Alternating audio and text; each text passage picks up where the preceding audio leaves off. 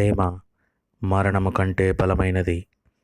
దేవుడు లోకమును ఎంతో ప్రేమించెను, కాగా ఆయన తన అద్వితీయ కుమారునిగా పుట్టిన వాని యందు విశ్వసించు ప్రతివాడు నశింపక నిత్య జీవం పొందునట్లు ఆయనను మనకు అనుగ్రహించెను. దేవుడు మన ఎడల తన ప్రేమను వెల్లడిపరుచుచున్నాడు. ఎట్లనగా, మనం ఇంకనూ పాపులమై ఉండగానే క్రీస్తు యుక్త కాలమున చనిపోయెను.